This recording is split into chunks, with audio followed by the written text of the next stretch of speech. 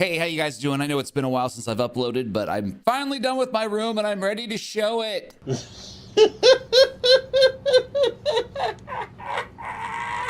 Has it really been 10 years? Oh, for the love of God, it felt like 10 years. It felt like it was never going to end. This project I've been working on for about 11 months, kind of on and off. The ending budget ended up being right around $800, but I also kind of bought a few extra boards for a few things. But yeah, that's been the entire journey of this. I'm sure you guys all want a montage, and so I figured we'll just kick this thing off right away with a montage. Cue the montage.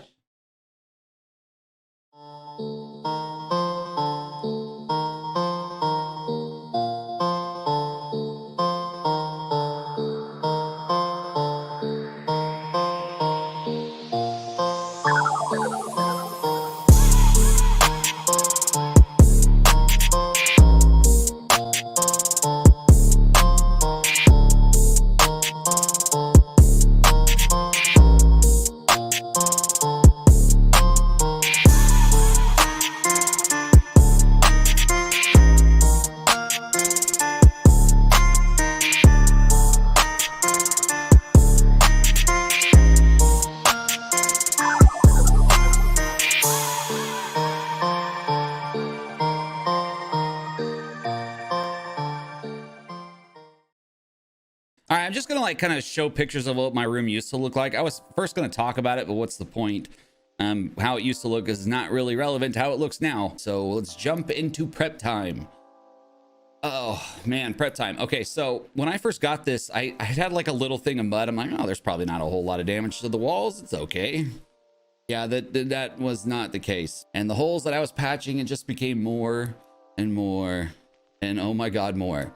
And then it became more mudding, and it was like, it felt like it never ended, and it just went on forever. And then eventually I had to start sanding it. And just side note, I'm just gonna pause it for a second really fast. When you start sanding mud, that dust goes everywhere. I was like, how do I have it so far in my nose? Why is it in my butt crack? I had pants on. Then I went for the colors that I was going to do. And what I actually did is I took the green screen fabric into Home Depot and had them match that color for me. And then I was going to paint all the walls. So if anybody ever wants to do any like content creation where you want a green screen wall, make sure you get flat paint. Flat paint absorbs light, and eggshell and satin paint will reflect it. So normally you would do a ceiling flat as well, but I wanted my ceiling to be eggshell. So that's why you see all the lights reflecting on the ceiling itself. And that actually helps kind of push the light around. But I didn't want that. I didn't want any hot spots on my wall when it actually came time to like use that as a green screen. It actually wasn't until I tested this out that then I decided to do the green screen cyclorama wall. And that was only because as far back away as I was from my computer and where the cameras and stuff would be, you would see the floor or you would see the ceiling. So I'm like, okay, I can point it more towards the wall, but then you're going to see even more of the floor. So decided I was going to actually just break down and go ahead and build a cyclorama wall. This being my desk right here, I did end up sanding this desk down and staining it, but then I realized as I went through, I didn't have pictures of it. And everything's on it right now, and I'm not going to take it off. And you can't make me take it off to take a picture. Just trust me and look good. Also, I don't know why there was a spoon there. Okay, so that brings me to prepping out my acoustic foam. Before I used to just tack it into the wall and do it that way, but then you would kind of see the little marks from the tacks or the nails or however I decided to do it. So I ended up just super gluing these little cutouts of cardboard on here and then put some double-sided sticky tape and stuck it on the wall there. Sound panel I had made like 6 years ago. I had originally tried to find like a velvet to wrap it in, but I could not find black velvet, and I ended up finding this black leather that had a cushion layer on the inside of it. I was like, okay, that'll work for its purposes because it was like in our family room and I had lights in it and they were mounted on the wall, and it actually worked great. But this, I knew I wasn't going to mount it on the wall and I didn't want it to be black. So I wrapped it in green screen fabric. So as I had wrapped that, and I was like, okay, that looks good. So let me kind of just put some acoustic foam on here and see like what patterns would look good on this. And let me test it out. But the more I looked at it, the more I kind of realized, okay, I don't like it. Green's fine. So green ends up, that's why it's great. All right, so then it was time for me to like start plotting out how I was going to do the stage. And I'd already mounted the piece in the corner because no matter what, that was going to be there. And then I kind of laid this stuff out, but I hadn't actually attached anything to the wall yet. Like I put this piece here because I knew that I was going to attach these pieces. But as far as the flooring went, I wasn't sure quite yet how I was going to do the flooring. But also do yourself a favor if you ever decide you want to build yourself a cyclorama wall. When it comes to the corner, do another piece in the middle, another one in the middle, and another one right here. And then came time to patch it. There's a lot of patching. Okay, so the reason why I took this picture, because at first I saw this picture and I was like, I don't know why I took this picture. But the reason why I did is this whole piece right here is one 4-foot by 8-foot piece. And originally I was just going to cut it and have it go, so it was just going to be a stage. But as I put it there and the length that it shot over, I was like, well, I could actually just leave that there as a ramp and then use it as a ramp to get up on the stage, so you know I wouldn't trip as I walked in my office or anything else. So that actually ended up working great. So then the next day I came down after I had sanded everything. I came down, I sanded stuff. I realized as I was sanding it, this was still wet. These like dark lines right here, this mud was still wet. This probably took a good 2 days to fully dry. The following day happens and I had to finish patching the few things I had to patch. And then this was actually finally dry and I was able to sand it a little bit and then paint it. And I wanted to paint it because I knew that I was going to have to probably put more mud there, you know, because I had like this issue right here I had to fix. I had a few issues here I had to fix.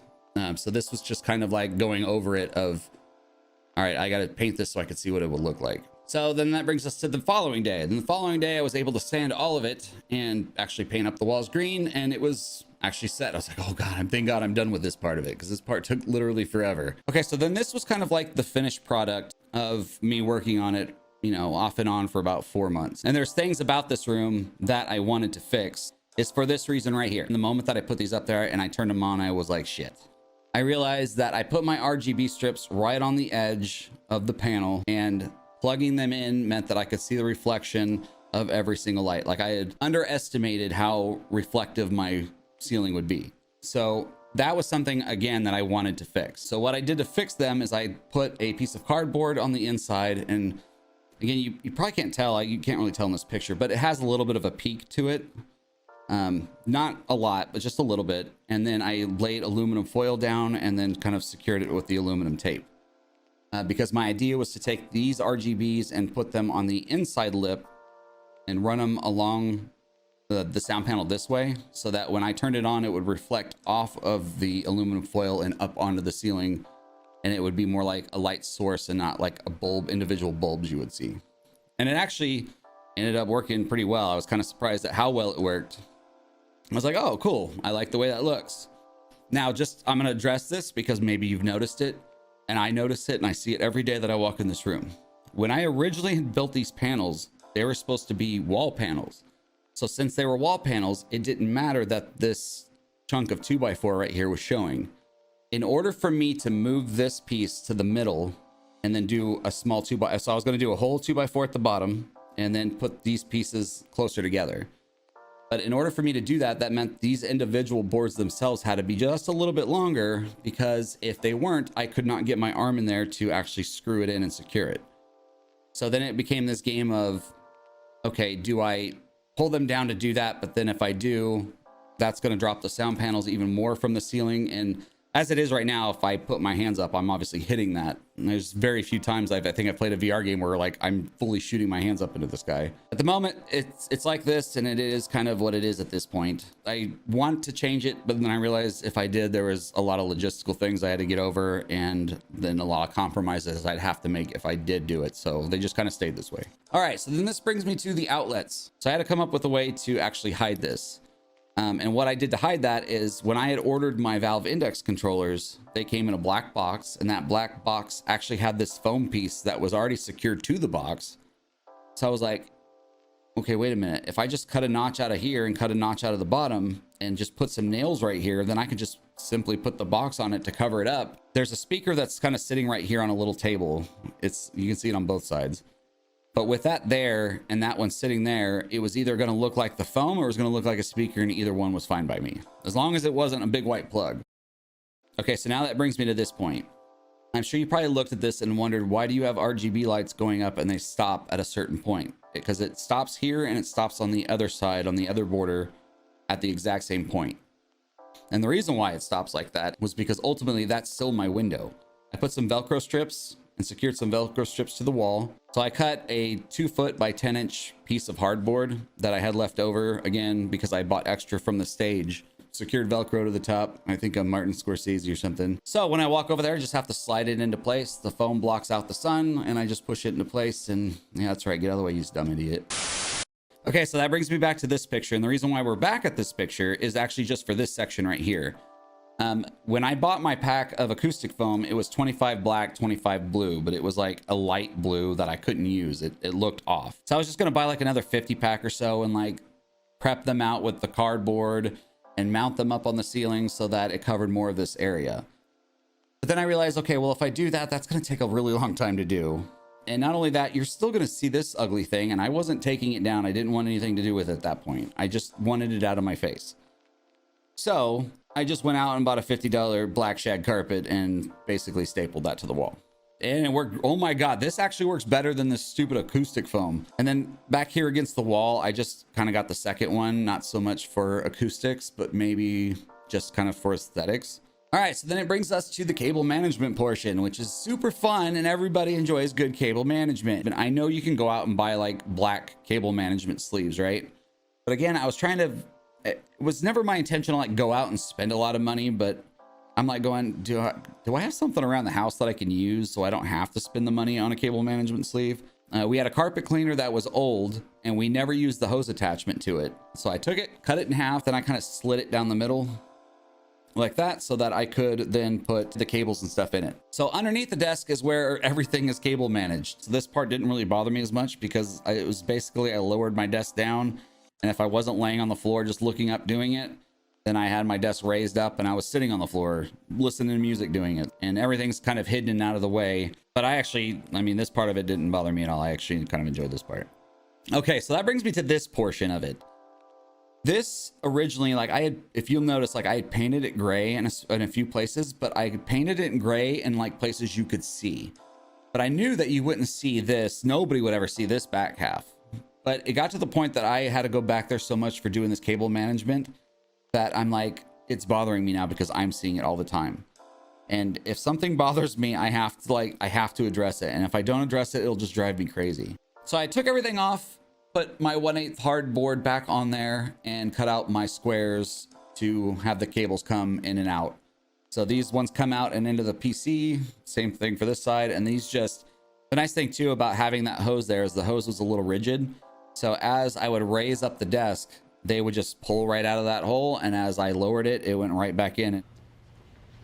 That's what she said. Okay, so that brings us back to this picture. We're gonna go back to this one again, really this area right here, because this is where that other white outlet was. So I was like, okay, I have to do something else about this. Again, I'm kind of like zoomed in on it, but there was something else that I wanted to talk about here. So you just peel the Velcro and you can swing it out like a door. But this piece of foam and this piece of foam was the last two pieces of foam I had, and I need to order a few more. But I'm like, okay, I'm not going to wait to put out my video until I get another piece of foam on this side and another one on the other side, and then one at the bottom for something as minute as, you know, that. So here I'm just kind of showing you how it functions and what it does. I'm actually trying to do it with one hand because the other one was like holding the tripod. So yeah, I just peel the Velcro off, swing it out. And then again, just to let you know that this is in fact a shoebox. I kept this hole here. The other one I patched up. This one here I left open. And the reason I left that open, because if I decide to plug my phone charger into this, I could plug my phone charger and run my cord right out that hole, or anything else I decide to plug in here, and it actually ends up working out really great. Oh my God, you could have just let the tripod go. Yeah, there, you made it awkward. All right, so then that's my room. Thank you guys for checking it out. I'm so glad to be done with this. It almost only took a year of my life, but to my credit, I do also have, you know, a wife and children and a full-time job and some part-time work. And so yeah, I'm a little bit pulled in all directions all the time. Shout out to Anubis Perry. Thank you, sir, for the amazing artwork. I appreciate it. If you guys would like artwork from him, the link will be in my description below to his Instagram page. He does do commission work, so whatever your heart desires, he will get it for you. But thank you guys for watching. I don't think there's anything else I missed. All that I want to say is I'm done. I'm so done. I'm glad I'm done. Oh.